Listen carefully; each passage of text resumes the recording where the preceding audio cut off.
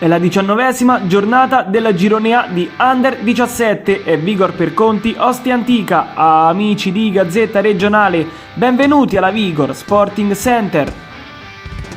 Di Laurenzio attacca Bonanni, perde qui una palla sanguinosa la Vigor per Conti, palla in profondità, Bonanni non sbaglia e scarta il regalo degli avversari, 0-1. Di Luca porta avanti il pallone anche lui, qui sbaglia Alesse, gli scippa il pallone Alesse, poi mette il fisico in copertura del pallone, Alesse sotto le gambe di Calcaterra, avvio shock della Vigor per Conti, è 0-2.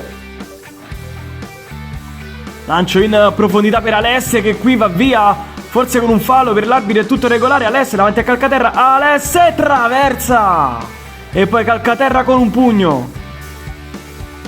Punizione per la Vigor per Conti.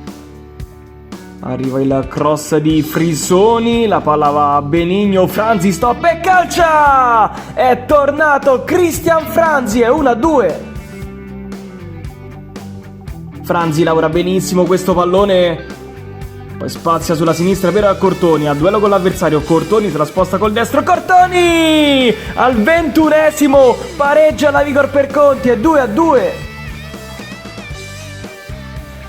Silvetti ancora verso Cortoni, va sul fondo, mette dentro Franzi, palo, il pallone rimane lì e Benigno capovolge il risultato, è 3-2. Quinto minuto sul cronometro della ripresa, Silvetti prova ad andare via, Silvetti, Triola para. Qui si allacciano Frisoni e Frezzaroli con il numero 6 di casa che colpisce il centrocampista bianco-nero ed è rosso, cartellino rosso per Frisoni.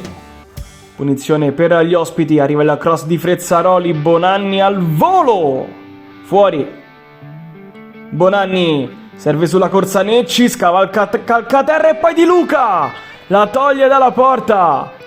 Finisce qui, vince in rimonta la Vigor per Conti.